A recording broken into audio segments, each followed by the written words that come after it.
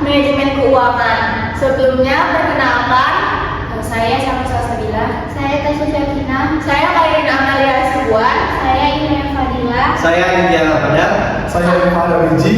Kami akan membahas keputusan investasi NPV dan video. Saksikan videonya.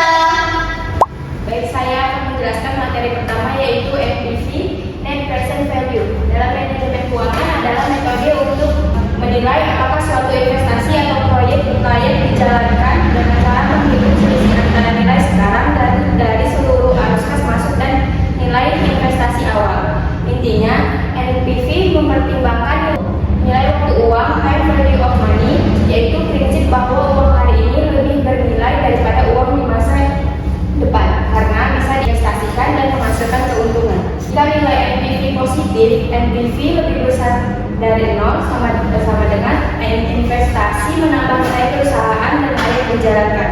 Jika NPV sama dengan 0, investasi berada pada titik impas. Jika negatif, NPV lebih kecil daripada 0, investasi mengurangi nilai perusahaan dan tidak layak. Jadi NPV digunakan manajemen keuangan sebagai alat utama dalam pengambilan keputusan investasi untuk memastikan dana yang ditanamkan benar-benar memberikan keuntungan di masa depan. Jadi langsung saja ke contoh soalnya. Suatu perusahaan berencana membeli sebuah mesin baru dengan data sebagai berikut. Yang pertama, harga mesin investasi awal sebesar 200 juta. Yang kedua, umur ekonomis mesin adalah 5 tahun.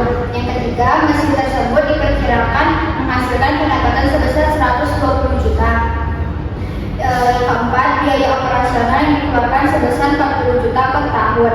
Yang kelima, metode depresiasi yang digunakan adalah garis lurus. Yang keenam, tarif pajak perusahaan sebesar 25% dan yang terakhir, ikan diskonto sebesar 10%. Lanjut menghitung present value OCF. Rumusnya OCF dikali PVAF, yaitu dimasuki nilainya 70 juta dikali 3,7908, hasilnya 265 juta 356 ribu. Yang terakhir menghitung NPV-nya.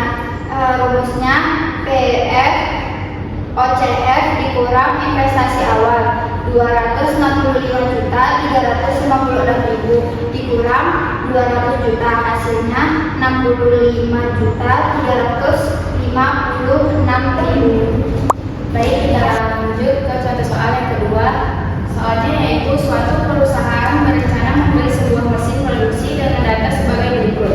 Harga mesin investasi awal sebesar 300 juta. Umur ekonomis mesin adalah 6 tahun. Mesin diperkirakan menghasilkan pendapatan 150 juta per tahun. Biaya operasional sebesar 50 juta per tahun. Metode depresiasi yang digunakan adalah garis lurus tarif pajak perusahaan sebesar 20% tingkat diskonto sebesar 12%. Cara jawabnya yaitu pertama kita cari PVAF-nya. Rumus PVAF adalah 1 kurang 1 tambah R pangkat minus N per R. PVAF sama dengan 1 kurang 1,12 pangkat minus 6 per 0,12. Hasilnya yaitu PVAF 4,1114. Yang kedua kita hitung present value OCF-nya. PV OCF sama dengan OCF kali PVAF.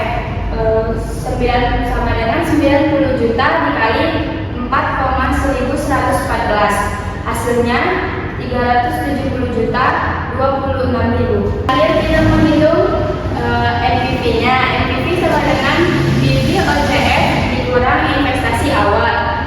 370 juta 26 ribu dikurang 300 juta. NPV-nya sama dengan 70 juta 26 ribu.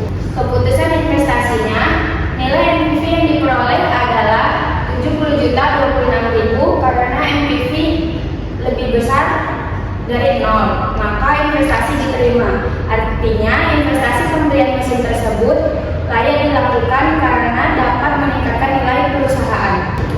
Baik, selanjutnya ada IRR atau Internal Rate of Return. IRR adalah metode penilaian investasi yang digunakan untuk mengetahui tingkat pengembalian atau keuntungan suatu proyek dalam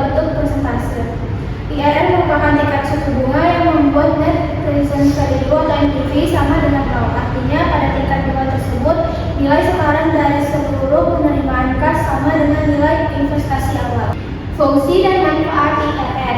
IRR sangat penting dalam pengambilan keputusan investasi karena dapat digunakan untuk yang pertama menilai kelayakan suatu proyek investasi, yang kedua membandingkan beberapa pilihan proyek, yang ketiga mengetahui tingkat keuntungan maksimum dari suatu usaha, yang keempat membantu investor dan perusahaan menentukan apakah suatu proyek menguntungkan atau tidak. Selanjutnya, kriteria pengambilan keputusan menggunakan IRR.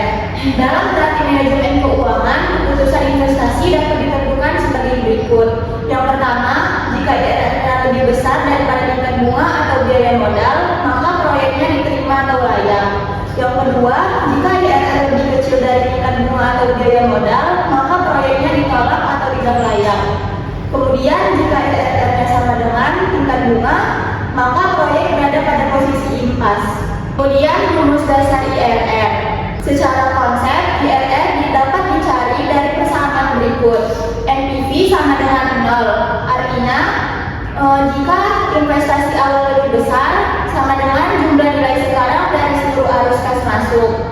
Karena sudah dihitung langsung, IRR biasanya dicari dengan metode trial and error atau coba-coba tingkat bunga atau metode interpolasi. Selanjutnya masuk ke contoh soal pertama. Soalnya sebuah usaha membutuhkan investasi awal sebesar 10 juta. Usaha tersebut diperkirakan menghasilkan arus kas bersih selama 3 tahun sebagai berikut. Tahun pertama arus kas bersihnya 4 juta. Tahun kedua arus kas bersihnya 4 juta dan tahun ketiga arus bersihnya 4 juta. Yang ditanya berapa nilai IRR dari investasi tersebut? Untuk menjawabnya, langkah pertamanya mencoba tingkat bunga 10% dengan rumus NPV, total present value dikurang investasi awal. PV pada tahun pertama 4 juta per 1 ditambah 0,10 pangkat 1, hasilnya 3.636.364 rupiah. PV pada tahun kedua 4 juta per 1 ditambah 0,10 pangkat 2, hasilnya 3.305.785 rupiah.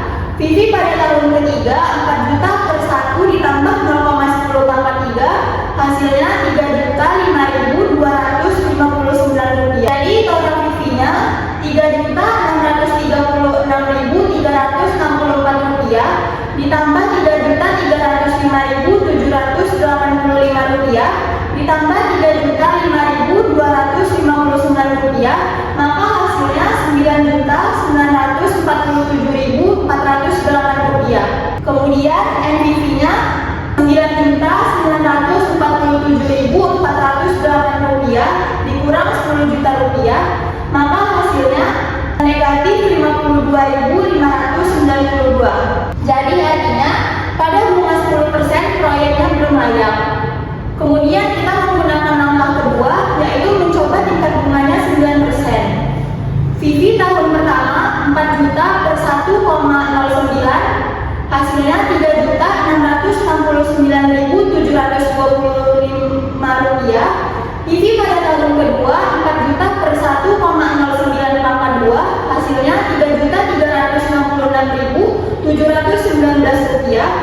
PV pada tahun ketiga 4 juta per 1,09 pangkat 3, hasilnya 3.089.651 rupiah. Maka total PV-nya 3.669.725 rupiah ditambah 3.366.719 rupiah ditambah 3.089.151 rupiah, hasilnya adalah 10.126.095 rupiah. Jadi NPV-nya sama dengan 10.126.095 rupiah dikurang dengan 10 juta rupiah. Maka hasilnya adalah 126.095 rupiah.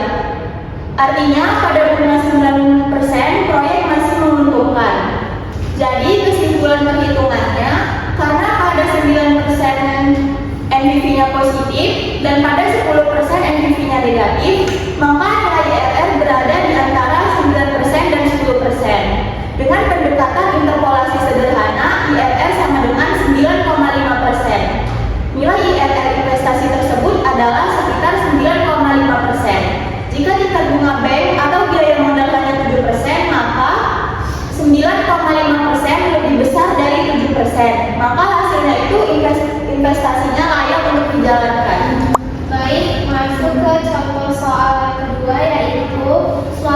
kali mempertimbangkan usulan investasi sebesar 130 juta tanpa nilai sisa dapat menghasilkan arus kas per tahun sebesar 21 juta selama 6 tahun. Diasumsikan RRR atau Required Rate of Return sebesar 30%, maka hitungan IRR. Baik, pembahasannya dicoba dengan faktor diskonto 10%. NPV sama dengan kurang arus kas dikali faktor diskonto dikurang investasi awal. NPV sama dengan 21 juta dikali 5,8979 dikurang 130 juta. NPV sama dengan 659.000. Baik, dicoba dengan faktor diskonto yang 12%. NPV sama dengan kurang arus kas dikali faktor diskonto dikurang investasi awal. NPV sama dengan 21 juta dikali 5,7849 dikurang 130 juta. Hasilnya minus 6.649.000. Karena NPV mendekati 0 yaitu 659.000 dan 6.649, artinya tingkat diskonto antara 10% sampai 12%. Untuk menentukan ketepatannya dilakukan interpolasi sebagai berikut. Yang pertama, selisih bunga sama dengan 2%, selisih PV sama dengan 130.659.000 dikurang 123.351.000. Hasilnya 7.308.000. Yang ketiga, selisih PV dengan OI sama dengan 130.659.000 dikurang 30 juta. IRR sama dengan 10% ditambah 659.000 per 7.308.000 dikali 2%. IRR sama dengan 10,18%. Kesimpulannya, proyek investasi sebaiknya ditolak karena IRR-nya lebih kecil dari 13%. Lanjut yaitu payback period. Payback period adalah metode penilaian investasi yang digunakan untuk mengukur berapa lama waktu yang dibutuhkan agar dana investasi awal dapat kembali dari arus kas atau cash flow yang dihasilkan oleh suatu proyek atau usaha. Rumusnya, PP sama dengan investasi awal per arus kas bersih tahunan. Tujuan payback period yang pertama, mengetahui kecepatan pengambilan modal investasi. Yang kedua, mengukur tingkat resiko investasi atau semakin cepat kembali resiko dianggap lebih rendah. Yang ketiga, membantu investor memilih proyek yang paling cepat menghasilkan pengembalian. Indikator penilaian payback period. Yang pertama, jika waktu pengembalian modal lebih cepat dari batas waktu yang dibutuhkan, maka proyek dianggap layak atau diterima untuk diinvestasikan. Yang kedua, jika untuk waktu pengembalian lebih lama dari batas waktu tersebut, maka proyek dinilai tidak layak atau ditolak untuk melakukan investasi. Nah, yang pertama itu ada payback period dengan arus kas sama atau konstan atau sederhana. Payback period dengan arus kas sama adalah metode PP yang digunakan apabila proyek menghasilkan arus kas bersih yang jumlahnya sama setiap periode atau biasanya per tahun. Kondisi ini sering terjadi pada usaha yang sudah stabil dan memiliki pendapatan tetap. Rumusnya, PP sama dengan investasi awal per arus kas bersih tahunan. Nah, contoh soal pertama, sebuah perusahaan menginvestasikan dana sebesar 200 juta pada sebuah proyek. Proyek tersebut diperkirakan menghasilkan arus kas bersih sebesar 40 juta per tahun secara tetap. Jawabannya, payback period sama dengan investasi awal per arus kas bersih tahunan. Payback period sama dengan 200 juta per 40 juta sama dengan 5 tahun. Nah, hasil perhitungan menunjukkan bahwa proyek tersebut memiliki payback period selama 5 tahun. Artinya, perusahaan membutuhkan waktu 5 tahun untuk mengembalikan seluruh modal awal yang Yang kedua ada payback period dengan arus kas berbeda dan seragam. Nah, payback period ini arus kas berbeda ini digunakan ketika arus kas bersih tersebut yang dihasilkan proyek tidak kenapa nggak bisa nanti terus. Yang kedua ada payback period dengan arus kas berbeda atau tidak seragam. Pada payback period dengan arus kas berbeda ini digunakan ketika arus kas bersih yang dihasilkan proyek tidak sama setiap tahunnya. Pada jenis ini juga perhitungan payback period tidak bisa langsung dibagi, tetapi harus dilakukan dengan cara menghitung arus kas kumulatif hingga investasi kembali.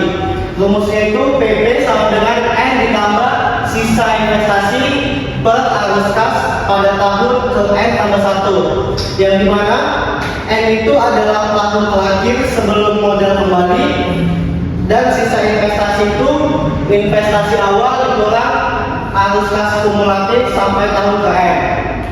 Kita masuk ke contoh soal.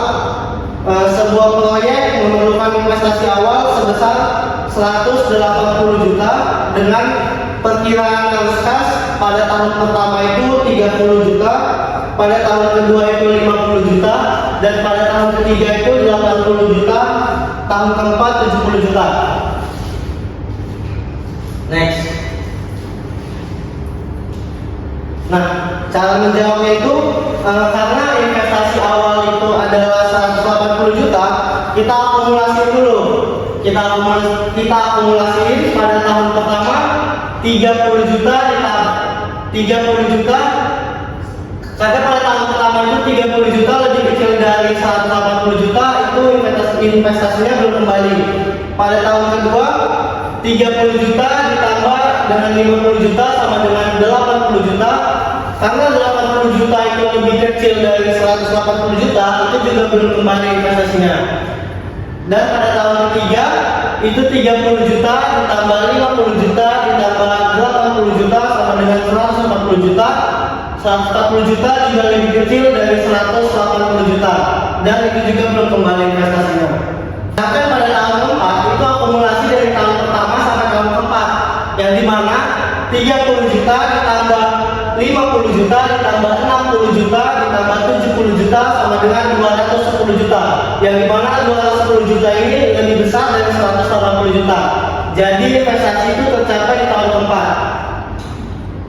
Modal kembali di tahun keempat. Kenapa di tahun keempat?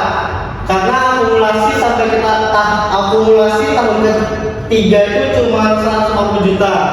Sisa investasinya atau sisa kekurangannya itu karena investasi awal 180 juta dan tahun ketiga cuma 140 juta, kita keluar investasi sebesar 40 juta. Di arus kas bersih tahun keempat itu 70 juta. Jadi kita masukkan rumusnya PP sama dengan N ditambah sisa investasi per arus kas tahunan per N tambah 1. PP sama dengan 3 karena akumulasinya tahun ketiga, ditambah dengan 40 juta karena sisa investasi dari tahun ketiga semua itu 40 juta per arus kas tahun keempat, yaitu 70 juta, sehingga didapatkan 3,57 tahun.